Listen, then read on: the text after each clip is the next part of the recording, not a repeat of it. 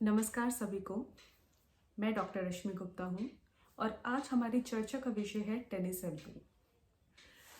जैसा कि मुझे उम्मीद है कि आप लोग इस विषय के बारे में थोड़ा जानते होंगे और मैं ये शर्त के साथ कह सकती हूँ कि आपने या फिर आपके किसी रिश्तेदार या दोस्त ने इस कंडीशन को कभी ना कभी एक्सपीरियंस किया ही होगा।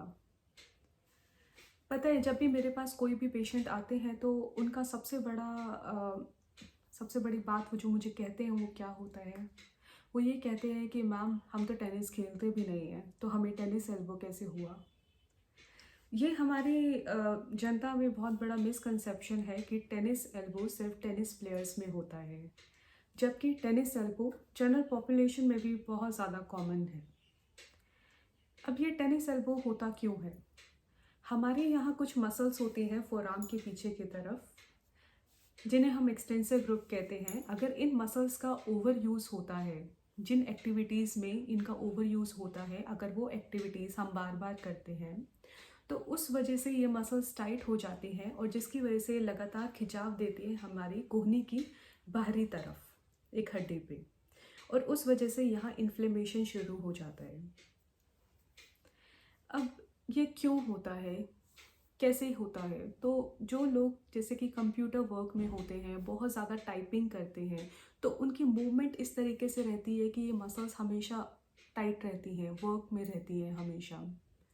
ऐसे ही कुछ लोग जिनको ज़्यादा हेवी सामान उठाना पड़ता है तो इस वजह से ये मसल्स टाइट हो जाते हैं, या फिर कुछ जो भी रोटेशन वाली एक्सरसाइजेस या एक्टिविटीज़ ज़्यादा करते हैं तो उन लोगों में भी ये मसल्स टाइट हो जाती हैं। जनरली क्या होता है कि जैसे मैंने आपको बताया कि यहाँ बाहर की तरफ हमारा इन्फ्लेमेशन हो जाता है, तो उस वजह से कोहनी के बाहर की साइड पे बहुत पेन होता है, और ये जो पेन होता है ये हमारी फोरआर्म की मसल्स में आता है और कभी कभी हमारे रिस्ट तक आता है, कलाई तक आता है। लोगों को बड़ी असुविधा होती है, बहुत पेन होता है कोई भी सामान उठाने में, चाहे वो बहुत ही लाइट सामान क्यों ना हो, जैसे कि आपका फ्राइंग पैन हो गया या फिर आपका एक छोटा सा मग हो गया, इवन वो उठाने में भी लोगों को बहुत पेन आता है। देखिए, ये तो बात हो गई कि ये कंडीशन क्या होती है। अब किया क्या जाए इसके लिए? पहले तो हमारे पास है पेन और इन्फ्लेमेशन, तो उसके लिए हम बहुत सारी फिजियोथेरेपी मोडालिटीज़ के साथ उसे कम कर सकते हैं, लेकिन वहाँ पे हमारा ट्रीटमेंट समाप्त नहीं होता।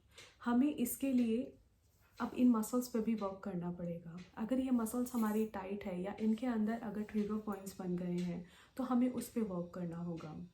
उसके लिए हम एक टेक्निक यूज़ करते हैं जिसे मायोफेशियल रिलीज़ कहते हैं। उसके थ्रू हम इन मसल्स को रिलीज़ कर देते हैं, लेकिन फिर भी हमारा काम यहाँ भी ख़त्म नहीं होता। अब आगे हमें स्ट्रेंथनिंग की ज़रूरत होती है, तो हम इन मसल्स को स्ट्रेंथन करते हैं, जिससे इन मसल्स के अंदर इतना कैपेबिलिटी डेवलप हो जाए कि आने वाला जो भी लोड है इन मसल्स पे पड़ता है, या अगर आपकी नॉर्मल एक्टिविटीज़ की वजह से जो भी लोड इन मसल्स पे पड़ता है, ये मसल्स उनको झेल पाएँ, उनको बेयर कर पाएँ और इवन उससे भी ज़्यादा स्ट्रॉन्ग बने। अब देखिए, मैंने आपको इसका एक ओवरव्यू दिया, ट्रीटमेंट भी बताया ओवरव्यू में, लेकिन यह ट्रीटमेंट आप खुद से ना करें तो अच्छा है। यह ट्रीटमेंट आप किसी फिजियोथेरेपिस्ट की सुपरविजन में ही करें। वो फिजियोथेरेपिस्ट आपका पहले अच्छे से इवैल्यूएशन करेगा और उसके बाद ही इसका ट्रीटमेंट बताया जाएगा।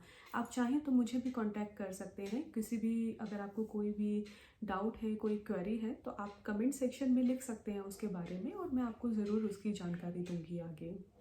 अगर आपको ये वीडियो पसंद आई हो तो इस वीडियो को लाइक करें, शेयर करें, कमेंट करें, और अगर आपने अभी तक सब्सक्राइब नहीं किया है तो इस चैनल को, मेरे चैनल को प्लीज़ सब्सक्राइब करिए, जिससे मैं आगे भी ऐसे इन्फॉर्मेटिव वीडियोस आप तक पहुंचाती रहूं।